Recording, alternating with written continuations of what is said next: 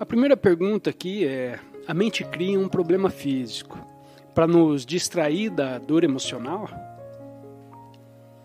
Muitas vezes a dor emocional que não é reconhecida, quando não há consciência suficiente, a dor emocional existe abaixo do seu nível de consciência. E pode surgir com certos tipos de reatividade na vida diária. Então você é dominado por reações a certas coisas que te rodeiam. Aquele tipo de dor emocional que está em você, da qual você não tem nenhuma consciência. E a dor emocional que está em total desconhecimento pode muito facilmente se tornar um sintoma físico. Transferiu-se para o reino físico. Qualquer tipo de estado mental negativo prolongado, que produz emoções negativas correspondentes, afeta o funcionamento do organismo físico. E até pesquisas foram feitas sobre isso. E foi confirmado que estados negativos, estados mentais, emocionais, afetam a longo prazo, afetam o organismo físico. Você pode verificar por você mesmo. Se você está em um estado de ansiedade, pensando em pensamentos que criam ansiedade, pensamentos de medo, geralmente não sobre o momento presente. E o momento presente é bom, mas sobre algum momento futuro imaginado. Então isso afeta o corpo. Sua respiração se torna superficial, seu batimento cardíaco aumenta, todo o seu campo de energia se contrai. Todos os tipos de sintomas físicos aparecem. Então não há dúvida de que o que se passa na mente afeta o corpo. E novamente, por muito tempo, os médicos ignoraram completamente isso. Na verdade, eles negaram. E você foi ao seu médico para um tratamento físico e nenhuma única pergunta sobre como você se sente foi feita. Qual é o seu estado mental, seu estado emocional, como você se sente? Sem dúvida, não basta olhar para os sintomas. E esses médicos tradicionais diriam: "Oh, não há conexão." Claro que existe. Você pode ensinar a seu filho que existe uma conexão entre a mente e o corpo e imediatamente pensar e imaginar que está mordendo um limão. Feche os olhos e imagine que está mordendo um limão e prove. E imediatamente você sentirá a saliva se acumulando em sua boca. E não há limão. Houve apenas um pensamento de limão. Então o pensamento cria resposta física no corpo. E este é apenas um pequeno exemplo. Então temos outra coisa que é totalmente, quase completamente ignorada pela medicina tradicional, convencional, o chamado efeito placebo. E todas as empresas farmacêuticas, quando testam suas drogas, um certo número de cobaias, quando as drogas são dadas a humanos, são apenas pílulas de açúcar, ou o que quer que seja. São placebos. Eles não contêm nada, mas o assunto do teste não é informado. O sujeito do teste é informado de que esta é uma nova droga, e sempre há uma percentagem significativa de pessoas que se curam ou, se não curadas, cujos sintomas melhoram significativamente após tomar essas pílulas de placebo. Em todos os ensaios clínicos, eles têm esses resultados. Não todos, e às vezes o placebo é muito próximo. Ajuda tantas pessoas quanto a nova droga poderosa e real. Isso é um placebo, então não vamos mais olhar para isso, porque estamos interessados apenas no que essa droga faz.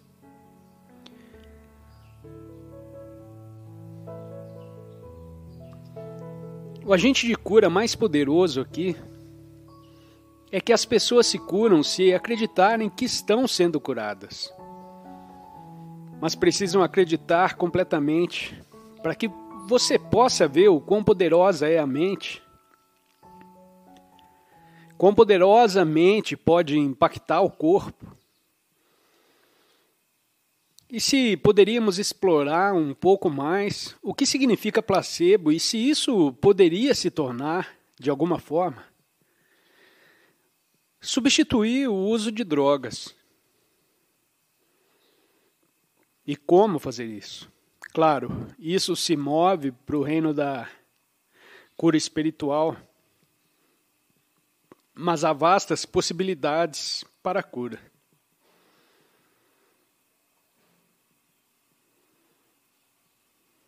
Existem outros fatores que podem causar doenças. Nem todas as doenças são causadas por negatividade mental ou pensamento disfuncional, raiva, tristeza e assim por diante. Todos os tipos de emoções negativas, inveja, arrependimento, culpa, todos eles afetam o corpo. Existem outros fatores. Vivemos em um mundo cheio de substâncias venenosas criadas pela mente humana inteligente. Por isso ingerimos substâncias venenosas o tempo todo.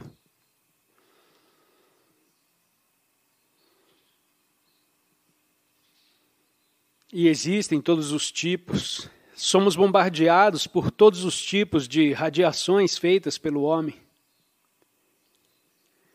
Pode haver certos fatores genéticos também. Mas o fato é que existe uma correlação muito forte entre quão bem o veículo físico funciona e quão harmoniosa ou desarmoniosa a mente opera.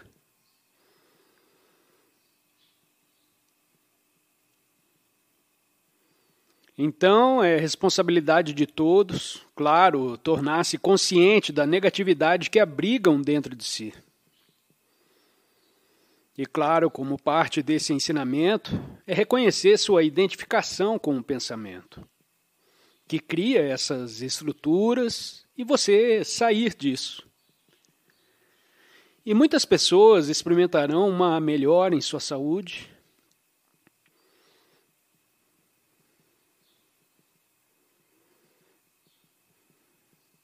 A rendição e a presença muitas vezes também estão associadas a uma cura completa dos sintomas físicos. Rendição aqui significa um espaço de aceitação do que é, não aceitação de uma doença. Há uma grande diferença entre aceitar uma doença, o que não é bom, e aceitar o que está no momento presente. Qual é a diferença? A doença é uma forma conceitual, um conceito na mente. Seja ele qual for. Digamos que seja uma doença grave, a esclerose múltipla, por exemplo.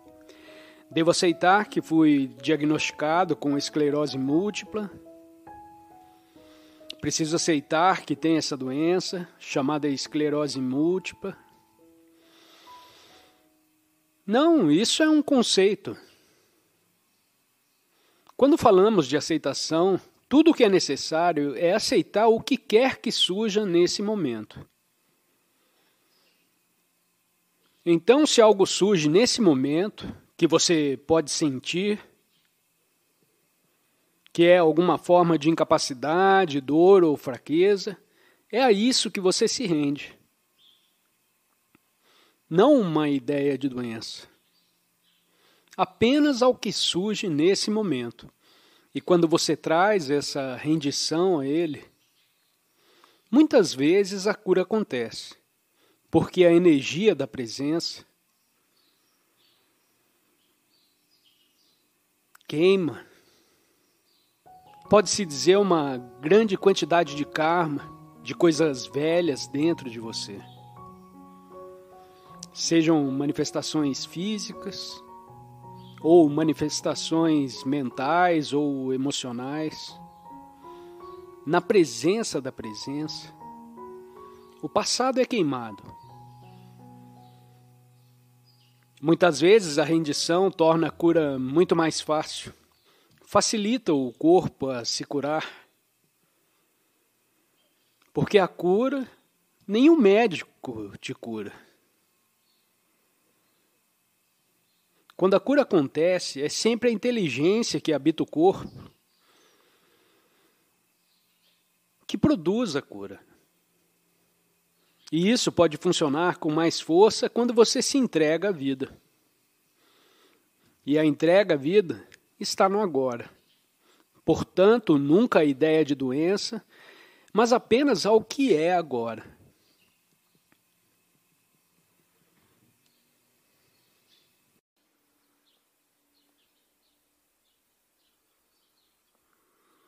A maioria das pessoas passa a vida toda aprisionada nos limites dos próprios pensamentos. Nunca vai além das estreitas ideias já feitas, do sentido do eu condicionado ao passado. Em você, como em cada ser humano, existe uma dimensão de consciência bem mais profunda do que o pensamento. É a essência de quem você é. Podemos chamá-la de presença, de percepção, de consciência livre de condicionamentos. Nos antigos ensinamentos religiosos, essa consciência é o Cristo interior ou a sua natureza do Buda. Descobrir essa dimensão liberta você do sofrimento que causa a si mesmo e aos outros, quando conhece apenas esse pequeno eu condicionado e deixa que ele conduza a sua vida. O amor, a alegria, a criatividade e a verdadeira paz interior só podem entrar em sua vida quando você atinge essa dimensão de consciência livre de condicionamentos. Se você consegue reconhecer, mesmo esporadicamente, que os pensamentos que passam por sua cabeça são meros pensamentos, se você consegue se dar conta dos padrões que se repetem em suas reações mentais e emocionais, é sinal de que essa dimensão de consciência está emergindo. Ela é o espaço interno em que o conteúdo de sua vida se desdobra. A corrente do pensamento tem uma enorme força que pode muito facilmente levar você de roldão. Cada pensamento tem a pretensão de ser extremamente importante. Cada pensamento quer sugar sua completa atenção. Eis um novo exercício espiritual para você praticar. Não leve seus pensamentos muito a sério. Há muitas formas sutis e menos sutis de sofrimento, tão normais que não costumam ser consideradas sofrimento, e podemos até parecer satisfatórias para o ego. Algumas delas são irritação, impaciência, raiva, enfrentamento, ressentimento e reclamação. Você pode aprender a reconhecer todas essas formas de sofrimento na hora em que ocorrem e dizer para si mesmo: estou criando um sofrimento para mim. Se você tem o hábito de criar sofrimento para si mesmo, deve estar criando também para os outros. Para eliminar esses modelos mentais inconscientes, basta se dar conta deles, os percebendo assim que aparecerem. É impossível estar, ao mesmo tempo, consciente e criando sofrimento para si mesmo. O milagre é o seguinte: por trás de cada situação, pessoa ou coisa que parece má ou perversa, está contido um profundo bem. Este bem se revela a você, interna e externamente, quando você aceita a situação tal como é. Não resista ao mal. É uma das maiores verdades da humanidade. Enquanto não se responsabilizar por este exato momento, o agora, você não estará assumindo qualquer responsabilidade por sua vida. E por isso que o agora é o único lugar onde a vida pode ser encontrada. Assumir responsabilidade por este momento presente é estar em harmonia com a vida. O agora é como é, porque não pode ser de outro jeito. Os budistas sempre souberam e os cientistas hoje confirmam. Não existem coisas ou fatos isolados. Por baixo da aparência superficial, todas as coisas estão ligadas. Todas fazem parte da totalidade do cosmos que deu origem à forma do momento presente. Quando diz sim às coisas tal como são, você entra em harmonia com o poder e a inteligência da própria vida. Só então pode se tornar agente de uma mudança positiva no mundo. Um exercício espiritual simples, mas radical, consiste em aceitar o que surge no agora, interna e externamente. Isso cria muito sofrimento, um sofrimento não necessário que os humanos criam para eles mesmos e para os outros. Você não consegue criar sofrimento para você mesmo sem acabar criando para as pessoas próximas a você ou qualquer um que entrar em contato com você. Uma quantidade enorme de sofrimento é criada por não se dar conta.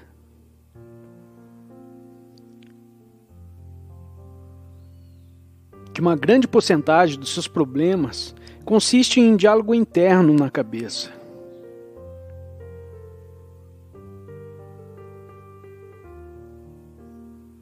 Isso é incrível. E uma vez que você veja isso, ok. Então você pode ter um pouco de consciência e dizer: quem sou eu? Eu sou essa história ou eu sou aquele que vê a história e que reconhece esse diálogo interno?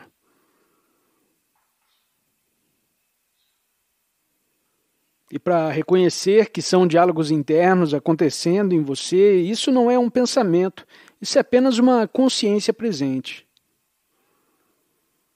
Então a natureza compulsiva do diálogo interno diminui muito, porque uma consciência entrou. A luz da consciência entrou, então você percebe, você é a luz da consciência, você é a consciência.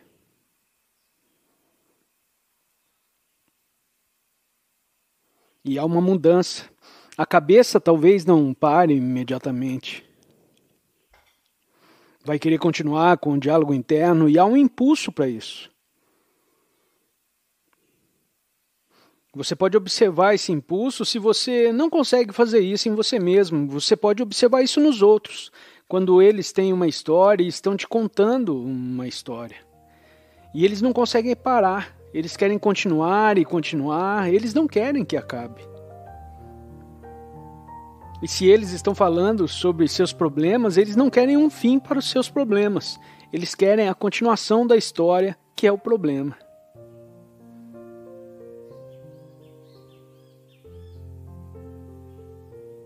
Eles não sabem disso. É por isso que chamamos de inconsciência. Eles não sabem que a principal coisa é que eles querem a continuação da história. Porque é a continuação da pessoa fictícia, que não consegue viver em sua história, seu enredo.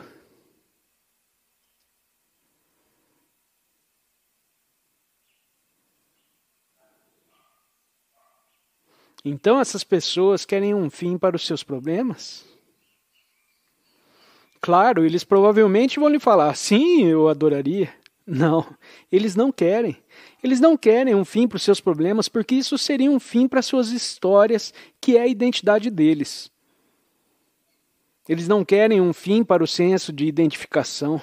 Eu preciso da minha história.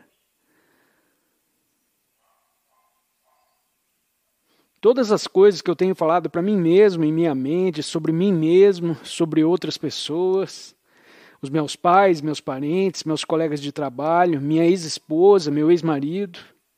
O que as pessoas fizeram para mim ou o que eu fiz e não deveria ter feito, eu falhei em fazer.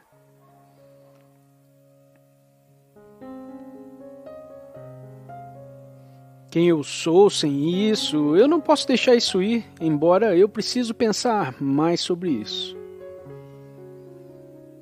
Então isso se torna um lugar habitual de ruído mental, onde você sente, isso sou eu. Então todo terapeuta sabe, você chega em um ponto com o seu cliente ou paciente, dependendo da escola de terapia, depende, tanto faz como você chama, seu cliente, seu paciente, chega um ponto quando você atinge aquela resistência. Eles não querem se ver livres dos seus problemas. O grande desafio é, essa pessoa vai atravessar essa barreira?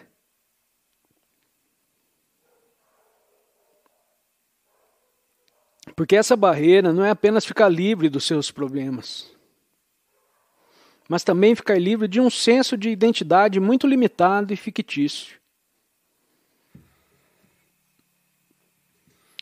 Então, seja o que for, perceba que o fator principal em qualquer situação é o seu estado interior. Então, há algumas pessoas que estão se juntando a nós de outras partes do planeta.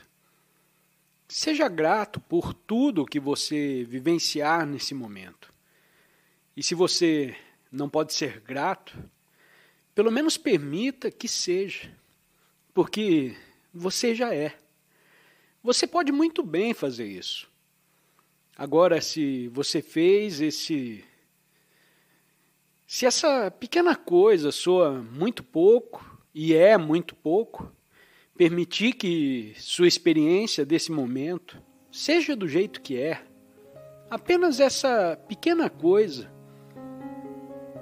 Bem, é difícil colocar em termos percentuais.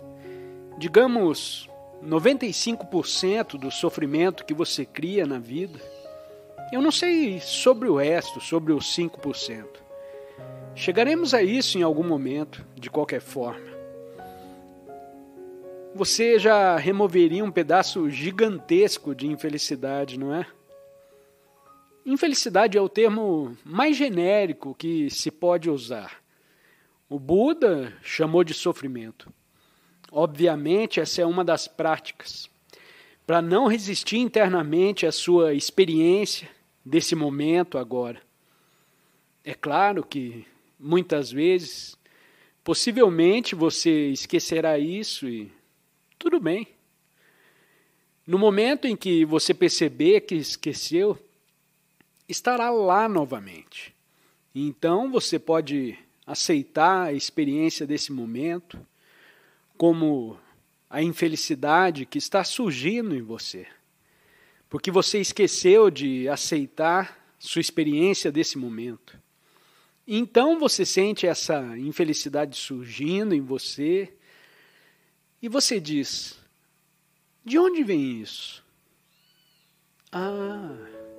Eu esqueci de aceitar a minha experiência desse momento. Então, veja, você aceitar a infelicidade, e a coisa estranha com a infelicidade, é que quando você aceita completamente a infelicidade, ela não pode sobreviver por muito tempo. Não é como se não pudesse realmente coexistir com a aceitação. Então surge uma coisa estranha. Digamos que você diz algo como, ok, estou infeliz. Tudo bem, não me importo de ser infeliz. Então a infelicidade vai. E você pensa, o que está acontecendo? Isso não deveria acontecer. A infelicidade não pode sobreviver por muito tempo com a aceitação.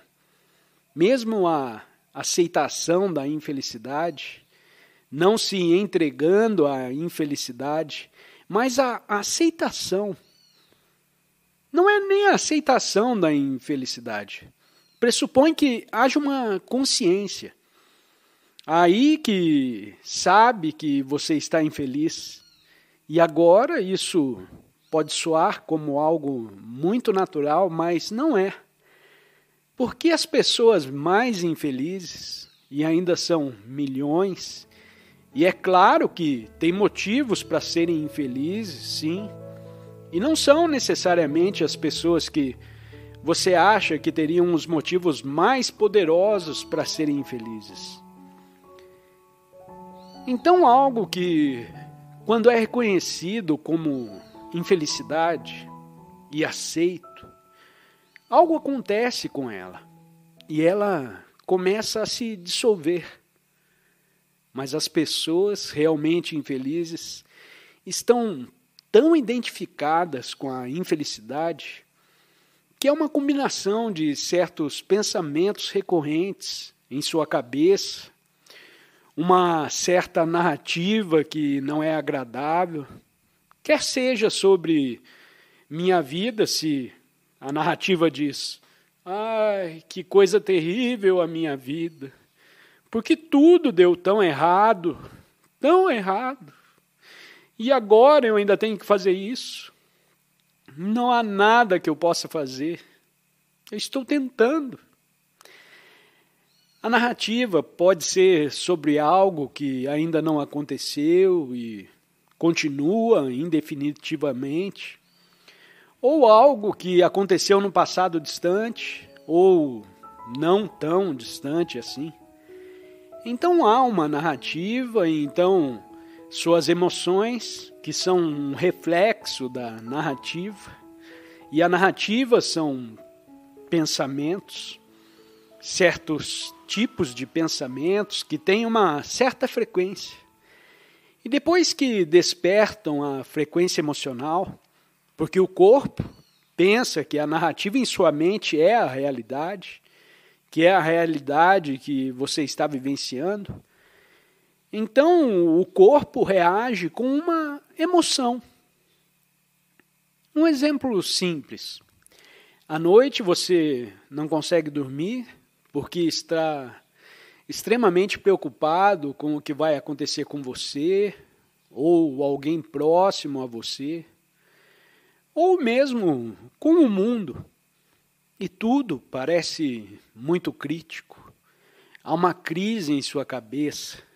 Não fora da sua cabeça.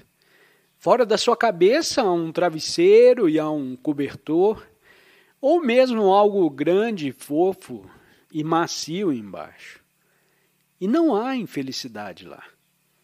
E se você olhar ao redor do quarto, onde está a infelicidade? Você está e há uma crise em sua vida. O corpo não sabe a diferença entre o que está realmente acontecendo e o que está acontecendo na sua cabeça. O que está acontecendo na sua cabeça é considerado como sendo a realidade absoluta. E então você experimenta a emoção que acompanha esse tipo de narrativa. E então não há consciência. E quando você está preso nisso, você nem sabe realmente que está infeliz, porque você é a infelicidade. A infelicidade se tornou a sua identidade. Então, quando você se torna a infelicidade, vamos usar o termo budista, sofrimento. Quando você está nesse sofrimento profundo, você nem mesmo conhece o seu sofrimento. Porque o sofrimento é um pedaço gigantesco, uma parte do seu senso de identidade. Você é uma entidade sofredora. E como todos os terapeutas sabem, uma vez que o paciente ou o cliente, ou o que quer que chame, eles chegam a um ponto em que existe a possibilidade de ir além dos padrões arraigados, padrões inconscientes, e há uma resistência enorme. Muitas vezes porque a pessoa tem medo de perder uma parte muito importante de sua identidade, e às vezes é a parte mais importante de sua identidade.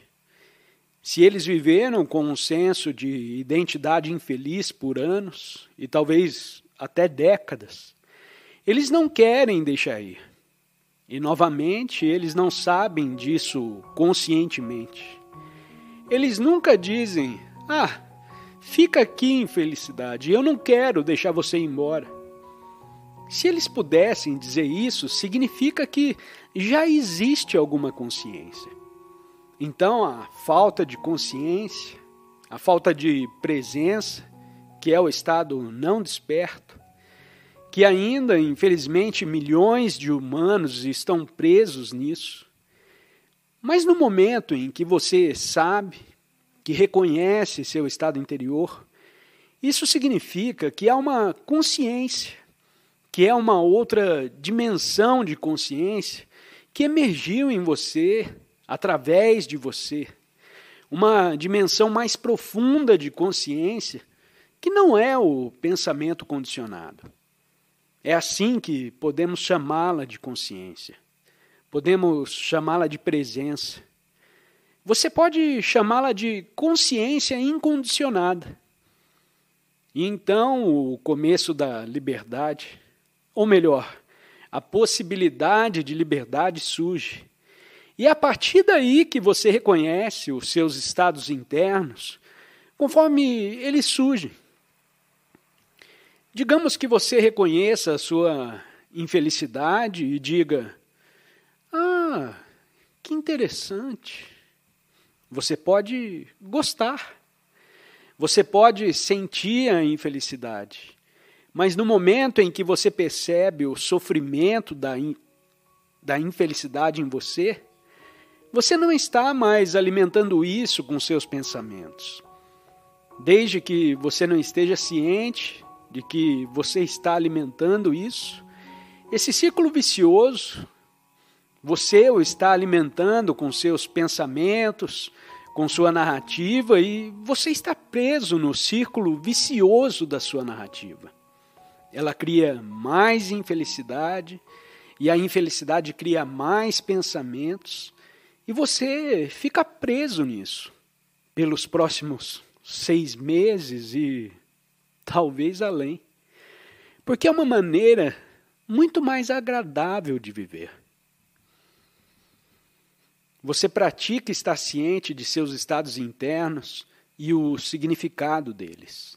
Não importa em qual situação surge em sua vida, sejam pequenas coisas, grandes coisas, situações difíceis, pessoas difíceis, desafios, problemas. Porque nos próximos 6 meses, você não vai ficar livre de desafios e problemas. Então, seja lá o que for, perceba que o fator primordial em qualquer situação é o seu estado interior. Porque isso determina como você responde. Não importa o que seja. Sua principal responsabilidade é estar ciente do que acontece dentro de você. E isso significa que tudo o que surgir em sua vida deve ser usado em sua prática, para que você não se torne dependente do que está acontecendo externamente em sua vida. Então, seu estado interior, gradualmente, não é mais determinado. Bem, digamos, talvez ainda um pouco sim, mas não completamente determinado por eventos externos, pessoas, situações e assim por diante. Surge uma liberdade suficiente que está despertando. E então há uma desidentificação do movimento do pensamento e das emoções flutuantes de ontem. Você está a recuar, não está a reprimir nada, está a permitir. Mas só pode permitir porque há uma consciência. E essa consciência é você em última análise. É o que às vezes chamo de olho profundo em oposição à superfície. O olho da consciência. Primeiro, a superfície, que é a pessoa condicionada, a entidade, que você é por um tempo. E ao olho profundo, que é a consciência. Minha analogia usual, que provavelmente já me ouviu dizer e mencionei algumas vezes, o oceano.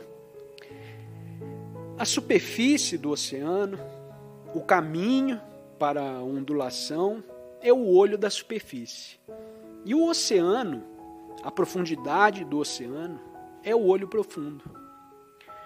Um humano despertando é uma ondulação na superfície do oceano, que até recentemente tinha sido completamente identificada com sua ondulação. A sua existência na dimensão horizontal, na superfície do oceano. Olhando cada outra ondulação como outra e outra e outra. E esta não sou eu, é outra ondulação. Sempre temos que ter muito cuidado com as outras. E o ego, na verdade, gosta que as outras sejam muito mais outras o quanto possível. Então, a pequena ondulação começa a perceber que existe uma profundidade. No momento em que para de pensar sobre a sua existência ondulando, e que existe. Um pensamento diminui e outra coisa permanece, outra coisa que é muito profunda, não tem forma, é apenas uma presença. Não podemos nem chamar de nada. É uma presença. E essa presença é você.